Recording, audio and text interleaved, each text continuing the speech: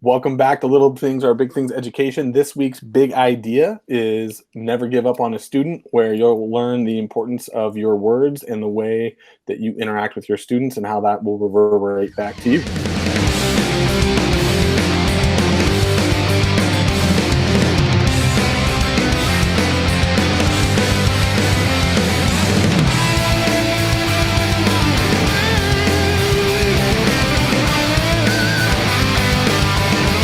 All right, he is coming to you from Bowling Green, Kentucky, even though he might drive all the way out to Seattle in just 16 hours because he's nuts. 7 years of teaching math, 3 years working with Challenge Day and tutoring through it all. My best friend and an awesome teacher, T Free. My best bud coming out at the PNW. I'm coming to join you, at least for the summer, it sounds like. 11 years of teaching social studies in the classroom, both middle and high school. 20 years of coaching, blowing that whistle, making it right, connecting with the kids. K-Dub. Yes. Thank you for listening to Little Things Are Big Things Education, brought to you by Peak State Mathematics. Do not forget to rate and review us. We would love to hear from you at littlebigthingsed.com. Please give us the 5 stars. We need your support, and we would love to help add to the grade inflation. T-Free, what's first today? We are jumping in to our big idea for never give up on a student. Never. Ever. And I will be the first to admit I'm guilty of having some of the teacher trash talk moments, because you just got to get it off your chest, because oh my gosh, they hit every button that day. But I will also tell you that even once I've vented and I've just dumped out all the garbage, I also make sure that I finish up that conversation with, I'm going to go pick them up tomorrow. I'm going to get them back tomorrow. We got this. I will not give up on a kid. And I will make sure I have had that conversation publicly with my entire class, that I'm not going to leave you behind. And I will make sure that with my students that need to hear it more than once, especially in private situations, that they know I'm not going to give up on them. So we're going to get going with connect before correct. What do you got, Dave?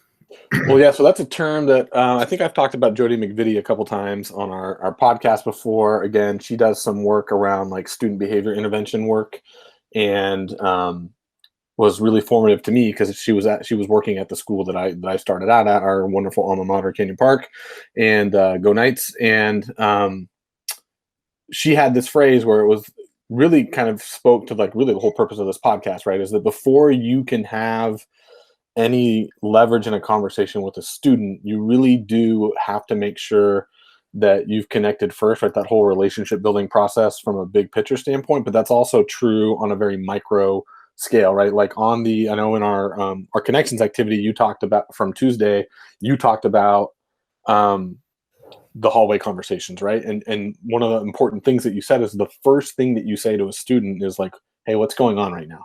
Right? Like opening it up to something about like, not like, hey, why did you say that? Or why did you think that was the right thing to do in that moment or something like that? But like, hey, what's going on right now? Right? That is the invitation to connect about what is happening for the student. And then you can go, okay, like I hear you. You can, there's that moment of empathy, hopefully from you to the student.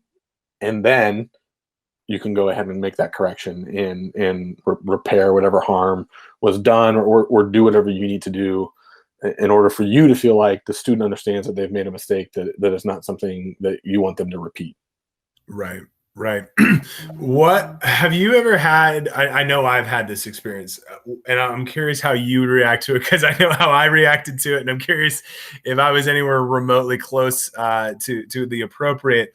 Like, sometimes like our emotions get the best of us as teachers, right? Absolutely. And like we take the moment, especially with a quick-witted, I don't care, come at me, bro type high school student, and something gets said, you try to do the polite, like, meet me in the hall, and they come right at you, and they know what to say to try to challenge authority and all the things.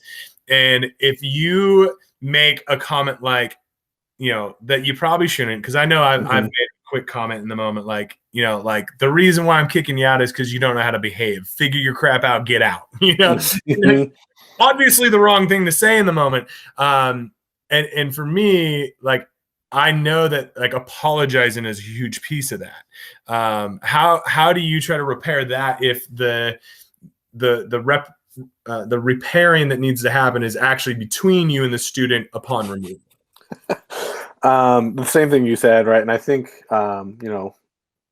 supposedly we get, wiser with age. And I think part of it is just you have that experience of when that happened to me when I was younger, right? It was that you talked about power struggles on Tuesday and that kind of like feeling of like, well, you have to listen to me because I'm the teacher, not because I've like earned your respect and all Right. those kinds of things, right? And so like when you have that moment where you default to snarky or angry, like snappy lines, I would, when we got to the point where both of us were ready to finally have that conversation, it did always start with me apologizing, right? Because you know that you did something wrong, right? You're the adult. It's not just that you're able to be open about it. It's the fact that you're actually able to recognize it, right? Like when you're 15, you might not even realize that you did something wrong. Whereas like I'm 30, I know I screwed up. Right. So I'll make the apology. And the reason I've had to do that less over time has nothing to do with anything other than I have learned that when I'm the one making the apology because I screwed up, we very rarely get to solving the original issue, right? Like we don't get there because we're repairing the harm that was created by my stepping out of my role of the person that's supposed to be trusted to do the right thing in that Right. situation. And so you lose the teachable moment because now it becomes me having to apologize for not fulfilling my role in the way that I've agreed that I'm going to fulfill my role. So I've trained myself to be better at not having that response because I know I'll lose the teachable moment. Right. I love that. And right in that moment where you just spoke to like you've learned to remind yourself in that briefest of moment that you're going to lose the teachable moment if you react to the reaction, right? And usually it is a student like cry for help, right? Like I'm so frustrated with whatever and I don't think you're here for me, so right? Mm-hmm. And so like I know for me, and we've talked about this in weeks past with mindfulness and meditations and things like that, like one of the other added benefits for me is I have the ability now to actually take a breath. You're right. I'll see you in the hallway in just a second. Yeah, I think that's huge. Another part for me that is a big part of this is when you're having these moments, right? I can't remember where it started, but I often call it the term I use is attention-seeking behavior, Oh right? yeah, And, yeah, yeah. and so like that idea that like they're craving the attention, whether it's from me or the person that they're attracted to, who happens to be sitting across the classroom from them.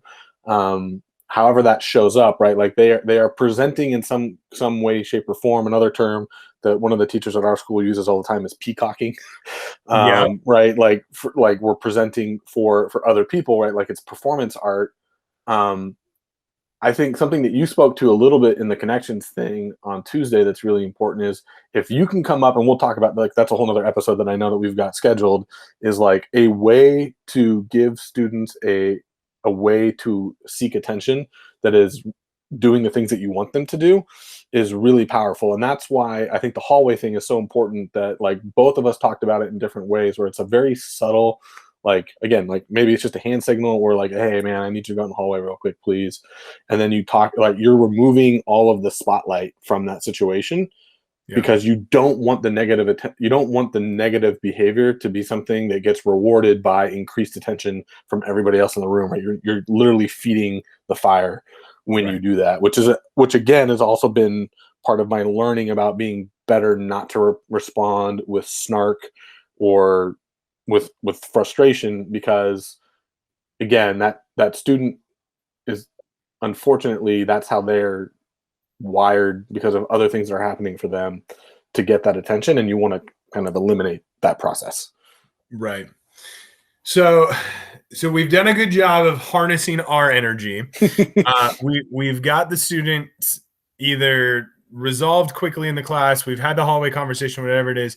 How do you get to the root of the problem? Figure out like what that really is, so that you can get us back on track as quick as possible and almost a stronger connection than you had before the incident.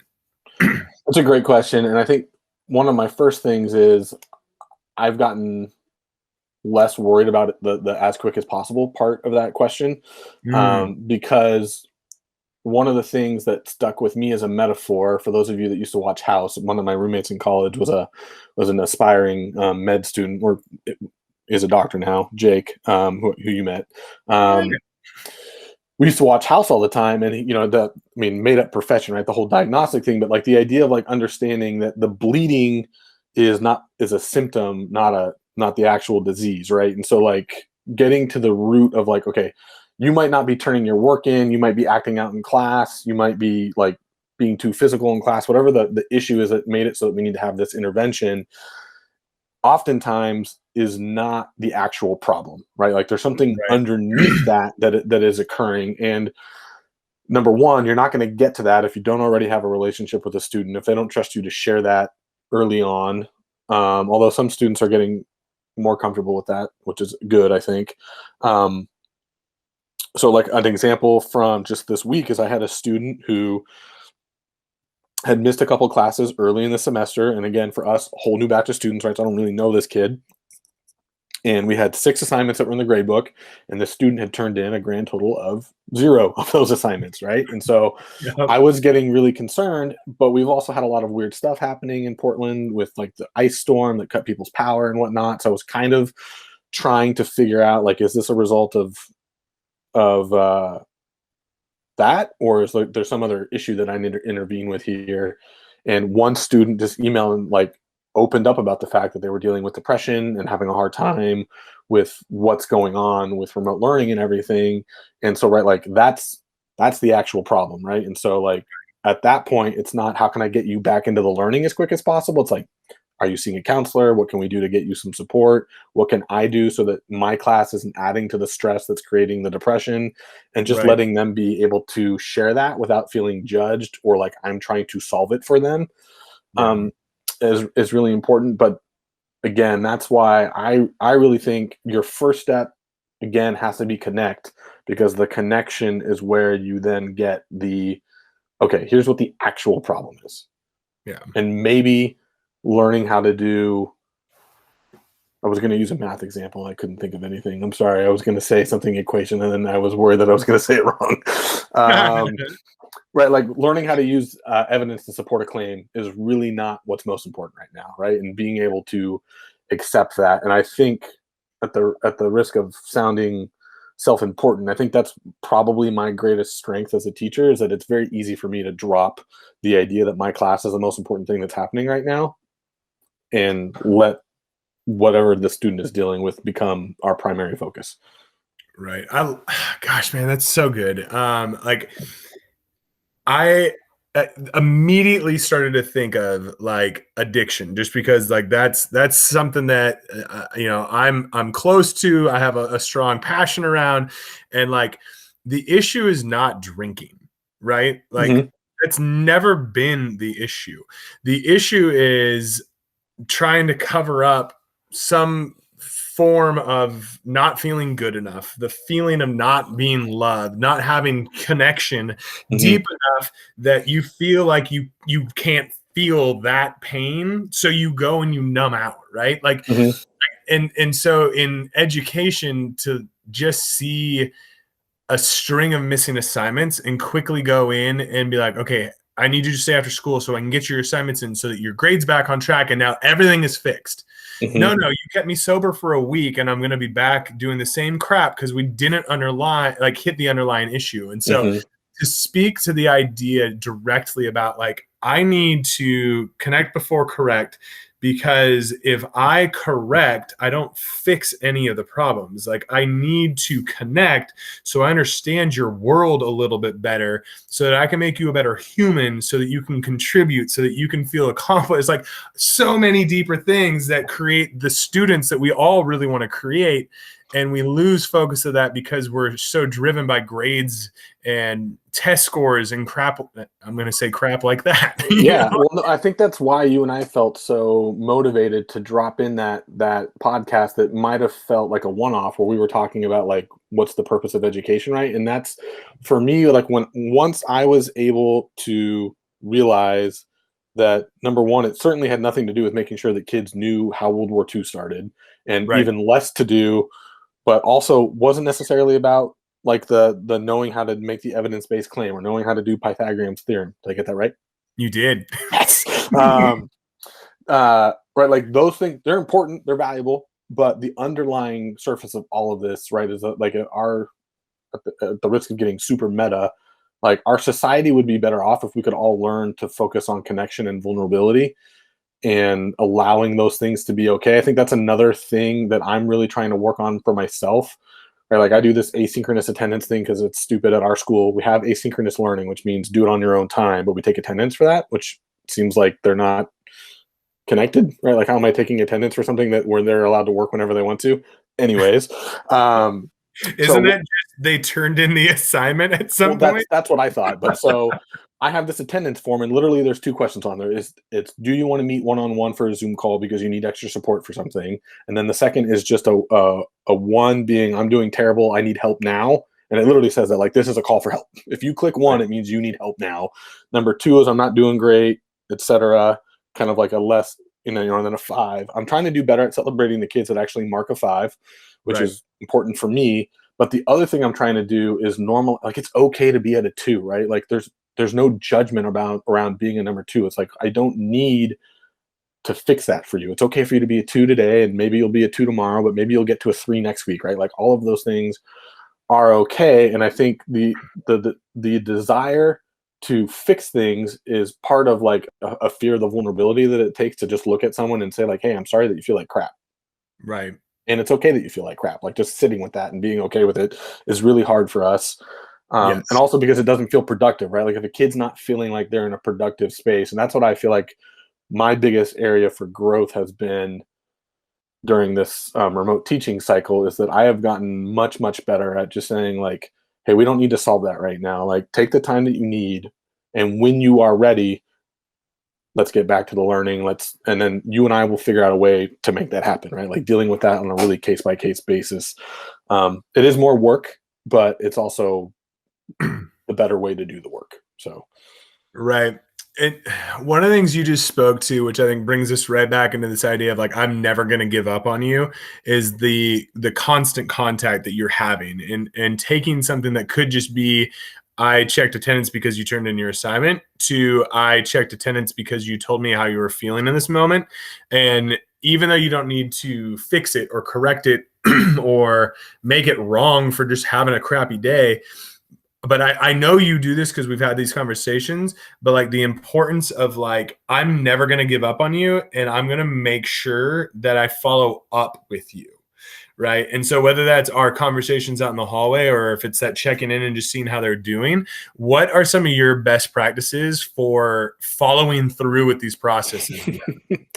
so this is probably my biggest struggle when it comes to these things is like the follow up. I am very guilty of thinking and like addressing things and like, well, we had the conversation, like we both understand what the issue was, and now we're ready to like, okay, like we talked about like what you need to do to get back on track, and that's going to happen now. And so I've gotten a little bit better about like actually having the follow up, right? Because to your point, like when you were talking about the addiction piece, right, the problem isn't solved just because you had a good week, right? Like it's for someone who is dealing with something on a deeper level, whether it's a particular learning disability or a social emotional health situation, right? This is not something that's going to resolve itself in a week. And there is just like the growth, like we talked about last week, where the growth chart, right? We get better with falling backwards and all sorts of just like traveling back in time and all sorts of weird stuff, right? Like that process is the same both for our academic progress and also like the behavioral stuff that we're trying to work through. And so my strategy for following through has gotten better again through the remote process because there is more distance and time from things. Like I think there's something about not being in a classroom that I feel less pressure to like take care of stuff, right? Like my kids know during a live Zoom class, if something comes up, dude, log out. Like it's really easy to just disappear. Email me, let me know why you had to log out, whether it was grandma was shouting at me about something or something you said triggered me and I needed a break from learning about the Holocaust. And then we'll like you and I over the course of time, right? We might exchange an email where they write me an email at 4 in the afternoon and I respond at 2 in the morning, and then they're laughing at 2:15 in the morning because they can't believe that they don't think old people stay up that late. So they're laughing about, oh, I can't believe you're up, and having those You moments. So 36-year-old old man, you. yeah, well, I've got the gray and the beard and the hair. So don't ever be a head coach if you want to keep your hair color. So so Teach middle school. yeah, seriously. Many things, right? But so that I think for me, like to be honest with you, I don't have a whole lot to offer on the follow up other than that I feel like I've gotten much better during remote because I feel like I have the time to give them the time. And I've also been going through a lot of my own personal growth again about not feeling like I need to fix things right away. And so just saying like, hey, I know you said that you felt like a 2 yesterday. And now it's Thursday, or on Tuesday, now it's Thursday. I'm just wondering like, hey, how are you doing right now? Right. It's the same kind of natural follow-up that I would give to a kid who told me they were trying out for the basketball team. Like, hey, how'd tryouts go? Yeah. Right. Like that same kind of thing. And then being constant with it, right? Like knowing that that's a thing. And for me, some of it's just the personal intentionality. And then do I have a way to reach this? I know that some people aren't watching this. Every year for Christmas, my mom gets me this daily history calendar that's like what happened today in history. Okay. And so I have a plethora of these like perfectly little white blank squares because they're all blank on the back. Yep.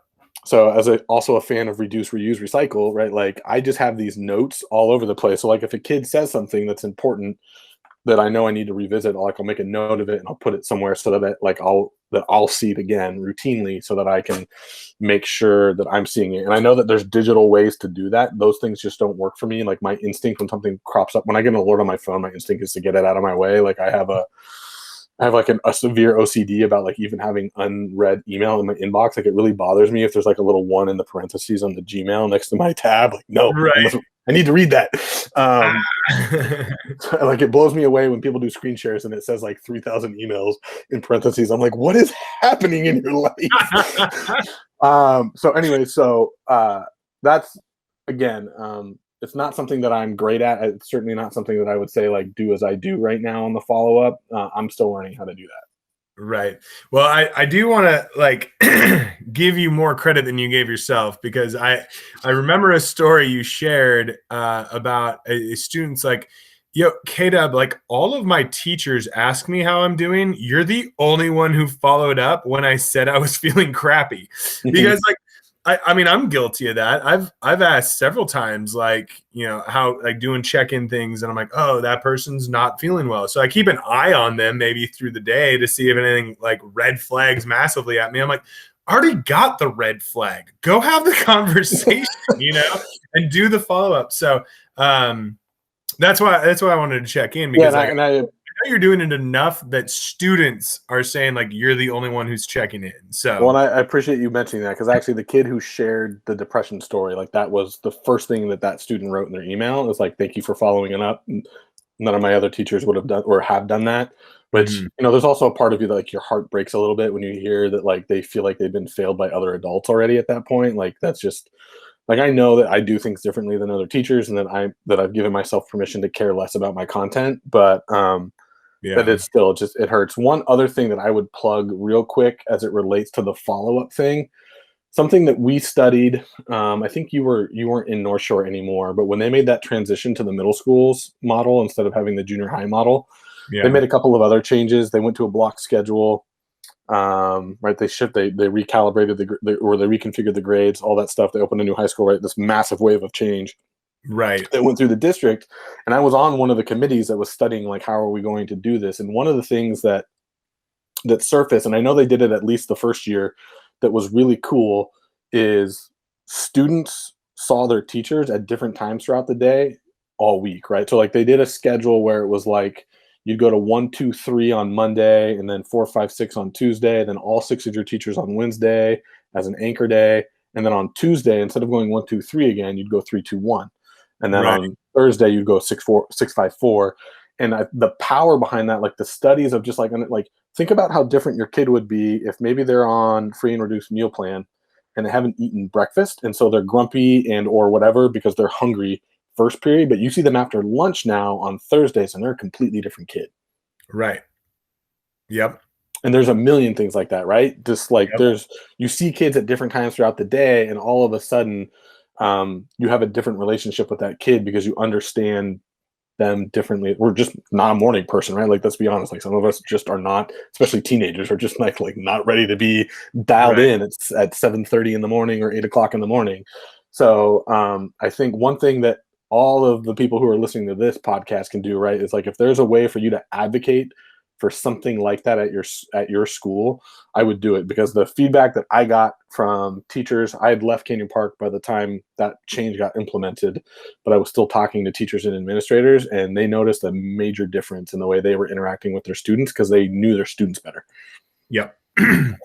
No, I agree with that. Actually, when I came back and worked at Mazik in Louisville, we had a snake schedule where you went 1, 2, 3, 4, 5, 6, and then you went 2, 3, 4, 5, 6, 1, and then, and so throughout the week it's snake patterned, and so you saw everybody at a different time throughout the week, and it was a game changer when you had sixth period show up the next day for first period, and you're like, okay, you all were on a different level yesterday, and we didn't get to this, but let's hunker in while you're still like subdued a little bit, it was so different seeing that. And again, like, getting to that conversation of like, yesterday was a rough day, but that doesn't mean I'm going to quit. It doesn't mean I'm going to like move forward. Like, I'm going to make sure you get the content you need, and we have a new setting. It's a new day. It's a new opportunity. And, just remind them again in a different setting that we're not giving up on you.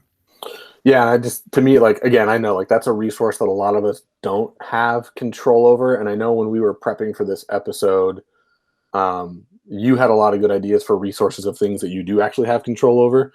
But that to me, like, again, like, that was one of the things, like, once we read the study, all of the teachers that were on that committee, and like, shout out to North Shore School District. One of the things that was great about that school district is that, like, teachers had a significant amount of input at the district level with decisions that were being made. They didn't always listen to us, but they didn't always do what we said, but they always listened to us. Yeah. So we had, like, there were teachers from every middle school on that committee and we all were like, this absolutely needs to be one of the changes that we make. So if you have an opportunity to advocate for that, I would highly encourage you to do so. And then obviously, again, right, you have things that are actually in your control that you should focus on as well. Do you have any of those that you want to share with us? Yeah, I was just saying, like, if you can't control that, maybe you can help control the fact that your student who, for whatever reason, is asleep in your class 4 out of 5 days a week, and no matter how much engagement you give them, how much you try to connect with them, they're still like, yo, like, I don't sleep at night. Like, this is killing me. Like, find ways to provide resources to remind that kid, even at home, I'm not giving up on you. So I started doing this even before all of the non-traditional stuff and COVID hit, and now we're kind of all forced into it, right, is going virtual. Mm-hmm. Like, I would always record a quick lesson, or I would embed something into the calendar or into an online form, or, and it was actually me. So I'm continuing to connect with my kids when they're at home and they're looking for additional support. And, my first year of teaching, which 2011, that was a matter of 5 to 15 minutes a day. At the end of the day, I would record myself doing a 5-minute lesson for one class, another 5-minute lesson for the other class, and then attaching it to the homework that I'd already posted on the classroom calendar, right? Mm-hmm. And so they knew if they were struggling with that assignment, they could watch that 5-minute video of me doing 1 or 2 of the problems from their homework assignment that night. Mm-hmm. And they also knew that if I was sick, or if I missed class, or I'm on vacation, or I got injured, or I just feel like garbage and I don't pay attention in class for a week, I can go back 2-3 weeks and watch all those videos and I still have the opportunity to get caught up. And so I always told my students, I was like, hey, I will design my class in a way that you do not have to be here to be successful and pass my class. And I reminded them that it's because I know we all learn different, and I want to make sure you are successful. Like, I'm not going to quit on you. There's plenty of opportunities. We're going to make up work if we need to. We're going to make test corrections. every once in a while, right? Like some kid decides that cheating's a good idea. So we have to have that conversation and give them a temporary zero or fix them in the moment. But like, I still want them to get that learning. And so, hey, go home, watch the videos, redo the review assignment from scratch, turn that back into me, and let's go retake the test or whatever it is. But again, all these different situations where we remind them that I'm not going to let you fail. Mm-hmm. I don't know what your previous experience has been with other teachers, but with me, I got you. Like, you messed up, and I'm gonna correct it. We're gonna have a life lesson. We're gonna have a heart to heart, and let's keep learning. Let's keep growing. So I'm going to play the cranky old teacher for a second, and I invite you to respond. But Tim, if you put everything online and tell them they don't have to come to your class in order to be successful, does anybody ever actually come to your class? I mean, every once in a while, because I've played music at the front door, I've checked in with them. I see how they're doing with their extracurriculars. I ask them about their family. I ask them about their weekend, and I've connected with my kids. They want to be in my classroom. Yes, and as resources is the I will not give up on you. You have an opportunity to always be successful. So I know you were goofing around with that, and I can't totally be sarcastic, but I mean, it is interesting that that's even an argument, right? Like, of course they're gonna come to my class. I know, but that's like the thing that is funny to me, right? It's like I remember even when you and I were in the same district, like I remember you having to deal with some of the pushback from other teachers on the work that you were doing to create a resource for students who couldn't be there in the moment. And like my criticism of you wasn't that you were doing something that was going to like make it so kids would stop coming to school. It's just you're making me look bad because I'm not doing that stuff, right? Like, crap, I should be doing these things, and now I look like a dutz because I'm not doing it. So I think one thing that maybe the pandemic has shown everybody, right, is like kids will come to the classroom even if they don't feel particularly connected to you because they still want to be connected with the other people in the seats. So True. And plus they're required to be there by law, right? But which shouldn't be. At the end of the day, there's that last minute hope. Yeah, I mean that shouldn't be the motivation. But I'm glad that you brought up the cheating thing as well, because I think that's been a major concern that I have to confront all the time. One of the things that I make common in my classroom is my multiple choice quizzes when we're doing the like. It is important in a history class, right? There is some context that's important, right? Like we need to know when things are happening. We need to know where they're at. It's important to know who some of these people are that we're talking about. But when I give those quizzes to make sure that kids know like the context around the larger conversation that we're going to get to after that, I do open note quizzes. And every time I say that, even teachers who've heard me say that multiple times over multiple years are like, well, don't kids just cheat? I'm like, how are they cheating, right? Like, if in the real world someone asked me what year Adolf Hitler died and I can't remember, I have this device in my phone that I can in my pocket that I can pull out and find the answer. Right? The idea that kids need to memorize information in 2021 is like so. I'm not trying to be mean to people, but like that's an archaic thought.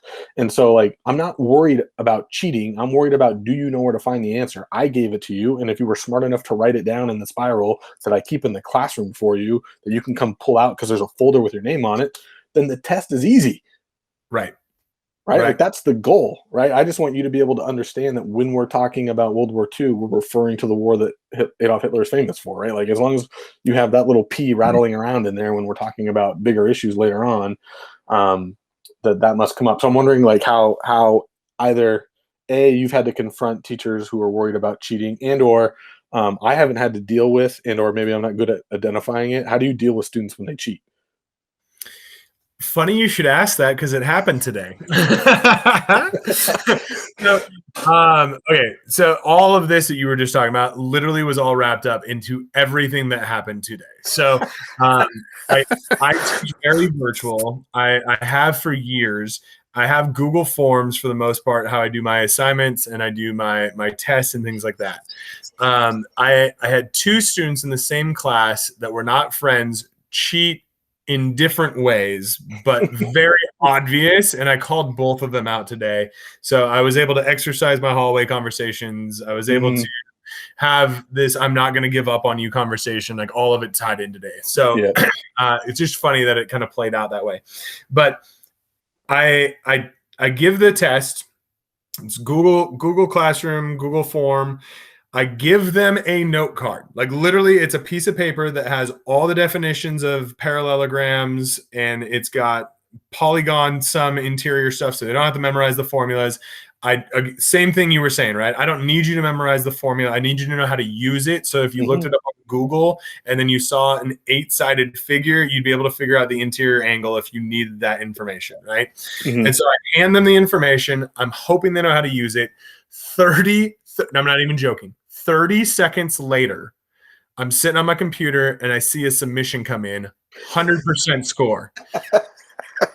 Like, it wasn't even like they're going to sit there on the information for 14 or 15 minutes and then hit submit. It was submit, close my laptop, put my earphones in, like no big deal. So obviously, hello, Captain Obvious. Like I didn't even have to try to catch this, right? Like this was immediate. So I go up to one of the kids, and I'm not even at this point, like I'm not concerned of how they cheated, right? My bigger is, do you understand the content? And when I find out you don't, because I know you cheated, and usually the reason they cheat is because they lacked preparation or they were fearful of failing, so this was their resort, right?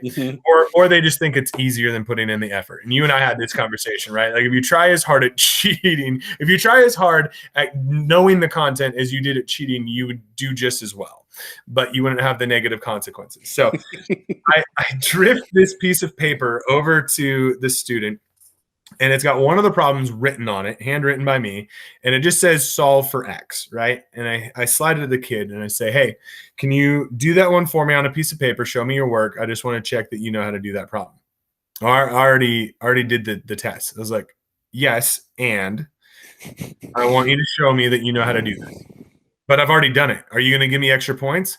And so at this point, right, I'm trying to do it quietly. I'm still in class. Other kids are still taking the test. And so I'm trying not to make a scene, but it's starting to get there, right? And so I was like, yes, I will give you 49 additional points if you can do this one problem, or I'm going to delete your test and let you try again. And he quickly is like, oh, okay, fine. And he looks at it and he struggles for 5-10 minutes. And finally he's like, I don't know how to do this. I was like, but you turned in a test with a perfect score that says you know how to do that. Well, I had it in my head, right? And so they've got every excuse under the sun. I'm not going to make a big deal of it. Hey, out in the hallway, please. Let's go have a conversation. Okay, what's going on? I know you don't have the answers. I don't know where you took the notes from. I don't know if somebody texted you. I don't know if you have an email. I don't know whatever happened, right? But I need you to know the content. Like, oh, but I know the content. I was like, that was what I was checking. No, you don't. Yeah. I was like, all right, let's go. Again, like the bigger concept here, I'm not pissed off at you. I need you to learn this is not an okay behavior. I've deleted your test. You're going to come back in. I'm going to watch you like a hawk. And you are going to redo this to the best of your ability. And he turns in like a 65 or a 70 or something. Because I know he knows some of the content. He's been in class. He's been paying attention. He's just scared that that's not good enough and resorted to, I have all the right answers, so I'm going to plug him in quickly and just move on. And and then the second kid was very similar to that, but was in a slightly separate situation. I'd already removed him and a couple other people because they wouldn't settle down before the test started. And then within 30 seconds of leaving the classroom to go take the test, he submitted it with 100%. And so I went out and talked with my teacher aide that I co-teach that class with. And I was like, hey, do the same thing with this kid. Sure enough, delete, let him work through it, knock out 70%, whatever, right? And so again, it's like, I'm not giving up on you, but I'm not giving you 100%. We're going to have a correction conversation here. Yeah, what I love about that is like the idea that like the not getting up right is like, I think the default reaction for all of us in that situation would be to like, one, be mad that they cheated, and two, to like turn into like an FBI agent trying to figure out how they cheated to make sure it didn't happen again. Yeah. Whereas like you really focused on like, no, like I want you to like earn the credit. Like you gave them a chance to still take they didn't take a 0. They didn't, I don't assume you didn't assign detention or whatever, like the supposed cheating rules are at your school, right? For like the academic dishonesty deal. But, like the fact that you like let them re-enter, have another shot at it, because like that says like, hey, like not only am I not mad at you, but like I want you to do well, right? Like I'm still like part of the never giving up is definitely the stuff that we talked about, like the soft stuff that we talked about with me and like the talking about depression and social emotional well-being and those things.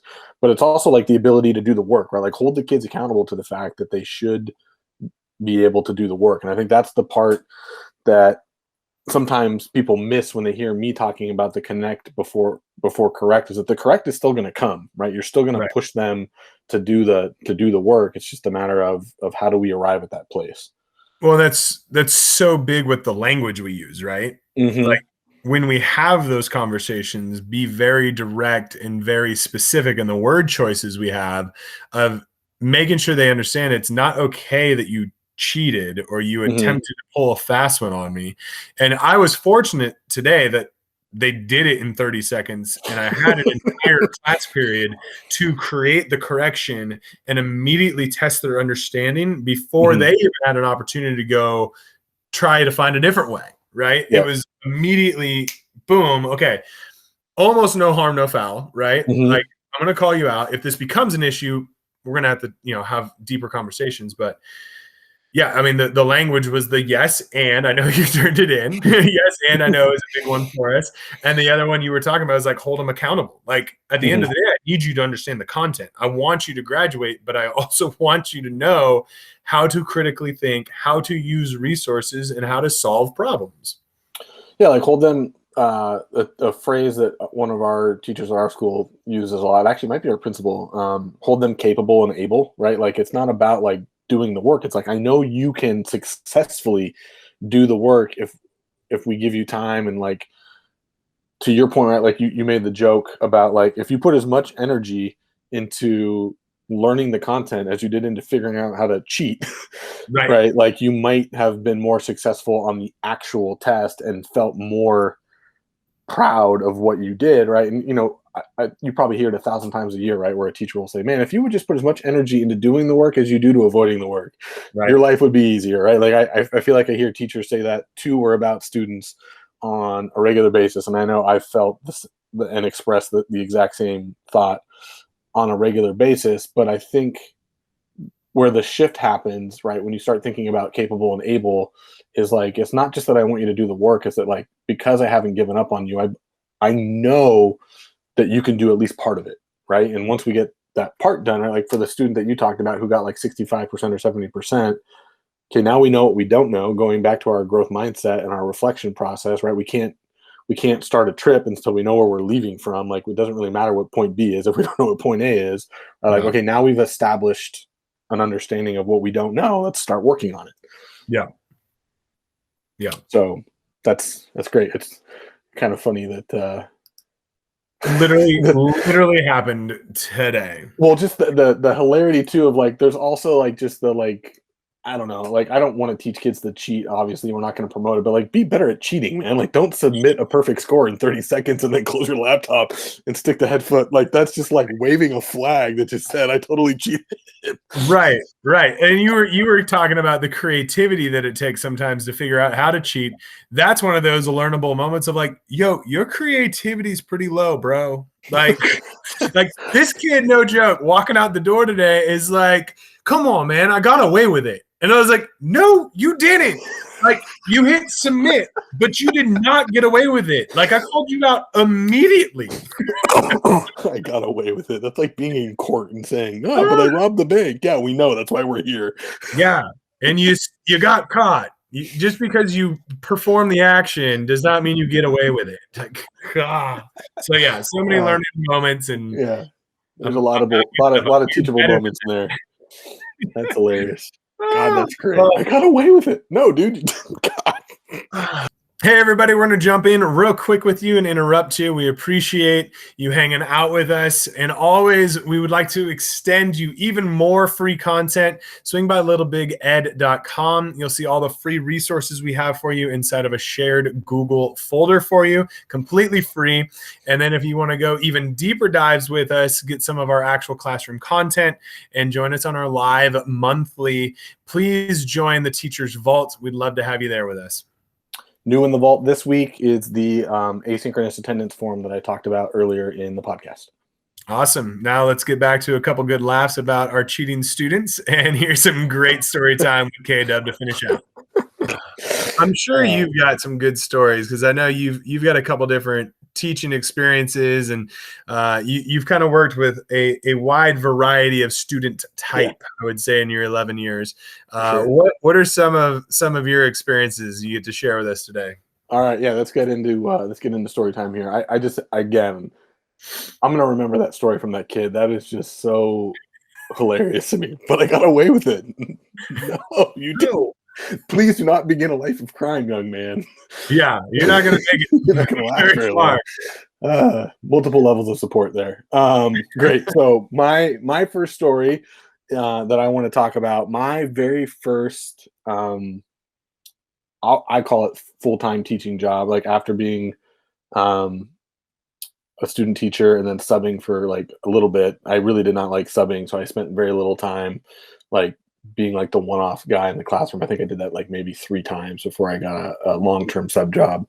It was at I think it's okay to say these things. Cleveland High School is a school in South Seattle. At the time, it was like newly becoming a STEM school, which was like all the rage back in whatever year that was, 2010, I think, 2011, whatever. Yeah. So it's a STEM school and pretty small, like 700 students probably. And the situation before I got there is actually pretty similar to the situation that you mentioned about your job in Louisville that you had at that middle school. I got the job in February, which was the beginning of second semester. Kind of the story was the teacher that was supposed to teach that class got sick right before the school year started and wasn't able to teach that year, right? And so, but didn't know but was planning on coming back in the future, so wasn't resigning, right? It was just like not going to be in that year. And then Seattle Public Schools had this whole issue with like the sub pool was closed, so they couldn't just hire anybody they wanted to as a long-term sub. It had to be from the sub pool. So they went through 3 teachers during the first semester of like kind of trying to get that figured out. The third teacher, actually the second teacher was basically doing okay but not great, and then they found out that the sub pool was going to open up second semester, like that they were going to be able to hire someone from the outside.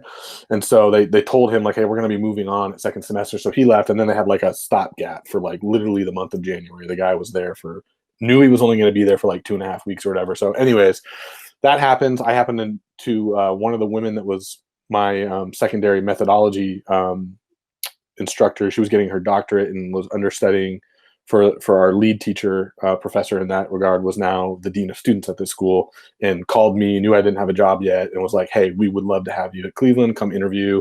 Got the job, started in February, so I'm their 4th or 5th teacher or whatever at this point during the school year. The other thing that was unique, right, similar to your Louisville situation, literally not a white kid in any of my classes. I had 2 classes that I was teaching. They were on a block schedule where I had them for 100 minutes. I had these 2 different classes each for 100 minutes a day. So only 2 classes, but for long stretches of time because it was a humanities block, which I really enjoyed, but literally not a single white kid in the class makeup. And I don't remember seeing a single white kid at the school, to be totally honest with you. So the school was like an amalgamation of first generation immigrants, right? Like kids who had literally just moved, particularly from East Africa area, and then students of color who lived in South Seattle, low income for pretty much all of them. So that's kind of the student makeup. And that was like a situation where there was a whole global set of like, they needed to understand that I wasn't going to give up on them, and that like but I was also going to be like, you guys have all these experiences, you're very smart, there's all of these things that we can do successfully if we just like dive into it and believe in each other and do the work. And so like the thing that was most important, again, I didn't have the lexicon of connect before correct, but one of the things that the principal mentioned appreciation for, and even though they hired me, right, they didn't know how it was going to go. I spent the whole first 2.5, 3 weeks, we didn't do any content. Like all I did was learn about what's your background, let's create some classroom agreements. Let's just get to know each other and like kind of figure out like what has your year been like, and start kind of repairing some of that harm, right? So just all this connection stuff, all of this work around trying to understand where the frustration and the anger was, because there was like when I walked into the class, like you could feel the distrust and like this, like there was like a simmering level of like combination of like anger and frustration, and or just like literally like this guy, he's gonna leave in 2 weeks too. Like I don't care about this guy, which is totally legitimate in those situations. And so like just spending that time connecting, and then it wasn't even really about correcting, because by the time we had spent the 2.5, 3 weeks, basically the whole month of February, on developing our relationships and understanding one another, we got to a point where we were then ready to move forward and meet them where they were at. And the principal had just said, and the dean of students who hired me, she said, that's the reason I hired you. I knew that you would focus on what was most important, rather than thinking like, crap, these kids don't know anything, they have so much to learn. It was like, no, let's focus on this piece, and then we'll figure out what we want to learn about. And a lot of that was like, what do you guys want to learn about, right? Because we can throw the state standards out the book because you haven't learned much throughout the whole school year, and I'm only going to be actively teaching you content from March to the beginning of June. Like, Right. What do you guys want to do? And then it was a project-based learning school because of the STEM component, which created a lot of cool opportunities for that. So that's one story of just an example of how hitting the reset button and giving all of the kids permission to take ownership of the process can be really powerful. It was also really fun playing pickup basketball with those kids every day after school. I got my ass kicked, but that was a really fun way to connect with those guys on another level. Right. Well, so that was can good. I give you kudos for doing that? Like your first ever full-time job, right? Like you made reference to, I had a similar experience, but I came off of 3 years of challenge day where I was a completely different human myself with my personal growth. And I had 4 years of teaching under my belt. Like coming into my situation, which it was similar as far as like I was the third teacher. I came in February, and the vibe of the room was, F this guy, everyone else has left us. You're going to leave us too. And if you think you're not, we're going to make you leave us. And it took 2-3 months to get them to realize I wasn't leaving. And then the last 2-3 weeks of class, like before we went to summer break, they're like, okay, you're pretty cool, man. You can kick it. So, but that was not my first year of teaching. And so kudos to you for throwing the standards out the book, like out the window, and just diving into connection from day one, and showing these students that you're not going to give up on them. Yeah, I mean, I do owe a lot of credit to other people. Like, thank you. First of all, I need to do better at accepting my affirmations, since that's something that I want is affirmation. So I need to do better at accepting it. So thank you for that. I think what allowed me to do that was, again, and this is why purpose of education and the people that you're with, right? Like I had a partner teacher who like I kind of shared that some of the kids with, and who was teaching across the hallway from me, who the kids really respected, right? Like being able to do that. And then just like having a general curiosity of like being able to recognize very quickly, like I'm the fish out of water in this place, right? Like it was really obvious, right? Like I had taught my student teaching was at a middle school in West Seattle, which was a much more, like there were like wealthy students, there were white students, there were students who were on free and reduced lunch, there were students of color, there was a whole bunch of English language learner students, like there was all of that mixed in. So it was kind of easy to kind of be in my normal comfort zone. Whereas at Cleveland, right, like it was very clear, like I was the one who was out of place. And so I just immediately felt this instinct of like, oh, okay, it's on me to adapt in this situation because I'm the one that is out of place here. And the other thing I will say, I don't struggle with this as much even when I'm in these difficult situations, but one thing that I know is true about me, like I was super emotional during that time period. Like I felt like I was on edge all the time. Like I was crying at commercials that were like meant like talk about like not wanting to see the ASPCA commercial. I know you referenced like I'm not watching you sing that song, right? Sarah Like McLachlan. Sarah McLachlan, thank you. Right, her dogs that are caged gets me every time. Yeah, it still gets me every time too. But like there were other things that were not even that emotional. And like Carrie would just look over at me and be like, "Are you okay?" Because I would like almost anything we were watching, just like, ugh. So like it was really, really hard. So Yeah. after Cleveland, unfortunately, that situation ended up not being one where they couldn't hire me full time, even though we all kind of would have liked that to have been the case, because even though it was really hard work, it was really rewarding work. There was also potentially a cool football coaching opportunity there, but it didn't work out, where they couldn't guarantee it until like the last second because of teacher health issues. So it was like, I can't do this. So I ended up getting a part-time job at our alma mater, Canyon Park, and actually at Bothell High School. So my first full year of teaching, I was in 2 buildings teaching 3 different subjects. So this is one of the wonderful like sidebar stupid thing that we do in education, where we give the newbie the toughest job because nobody else wants to do it. Yeah, nobody else wants, which I totally, being now a veteran, like in my 11th year or whatever, like I totally understand where like if someone came to me like, hey, we need you to drive after lunch over to the middle school and teach 8th and 7th grade, and then in the morning you're going to be here for first period and you're going to teach a different topic, I'd be like, yeah, I don't want to do that. That said, it kind of, because I was so in the mix on the unit thing, like I knew from the Cleveland experience that my strength was the relationship building, and like that experience at Cleveland really kind of formed a lot of my teacher identity, of really falling back to that place of connection and making it be about the students, and letting the students have their voice. So that first year was like kind of underwater, trying to figure out how to be like a good content teacher. But from that connection standpoint, I felt like I was still doing a pretty good job. And pretty quickly, I developed a reputation. Canyon Park also was the school where we had the terminology has changed, so I apologize if I'm using the wrong terminology and causing offense to anybody who's listening. But like the social, emotional, behavioral kids were located at Canyon Park for middle school, even if kids didn't necessarily live in that neighborhood. Okay. And so we had one teacher in specific who, as a sped teacher, like her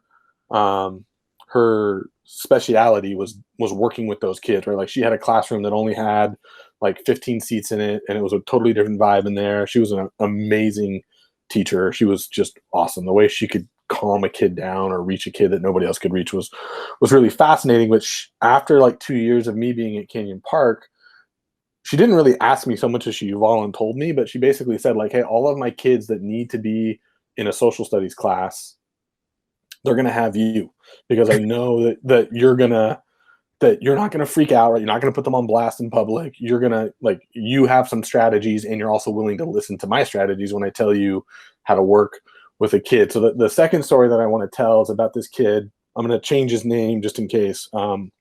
Drew was a kid who, like, the first thing I think about really, I don't know if this is going to come across wrong. Just like a cute kid, was a skater. I think a lot of the girls at the school, or a lot of kids at the school in general, just like kind of looked at Drew as like, kind of like that idea of like, oh, that's like the cute kid in school and whatnot. But he had a really difficult home life, and he like legitimately had some anger issues. Like he could not have been in a classroom where he was going to be put on blast in front of the class, because that was going to end in, best case scenario, a shouting match, and probably more likely like stuff is going to get thrown, and like there's going to be like violence in the classroom, right? And Drew, again, had these anger issues, but they were coming from a different place, right? And so luckily I already knew from Rachel that like that was the case, right? Like I already knew some of the background. So spent some time trying to connect with Drew. We didn't have a whole lot in common, because like I'm not a skater, I don't know how to skate. He didn't like traditional sports stuff, but he figured out that we both like Nirvana.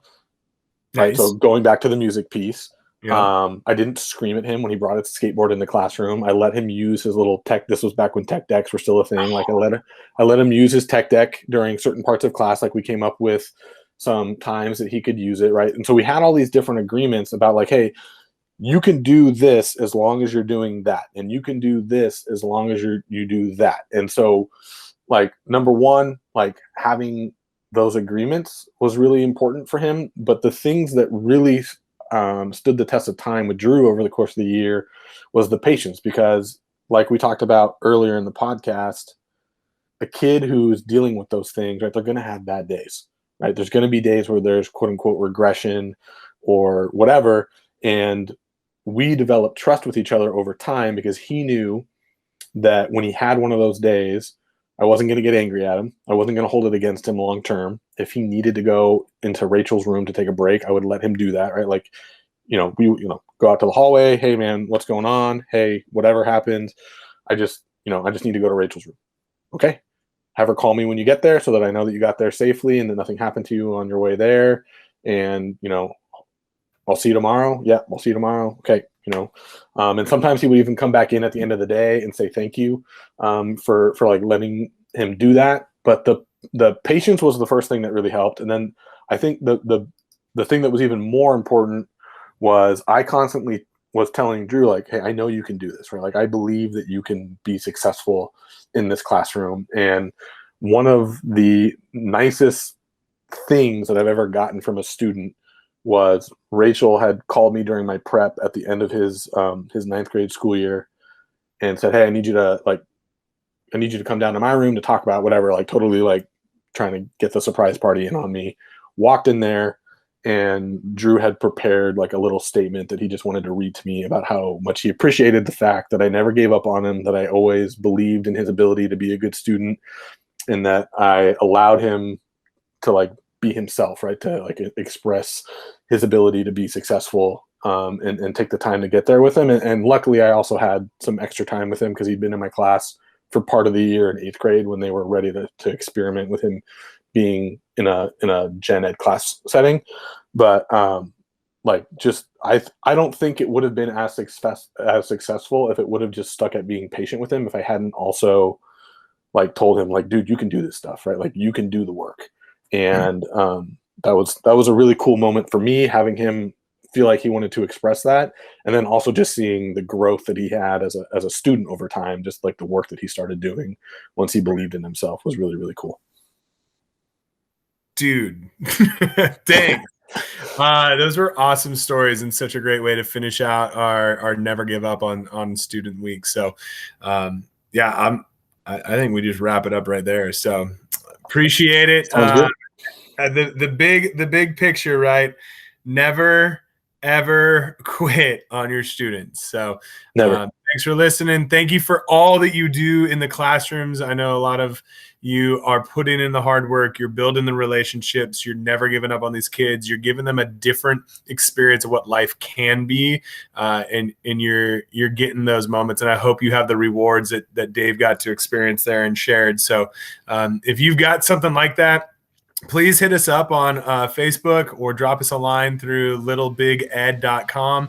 We'd love to hear your stories as well. And we'll see you all next week. Always learn about Peak State. Make it a great day.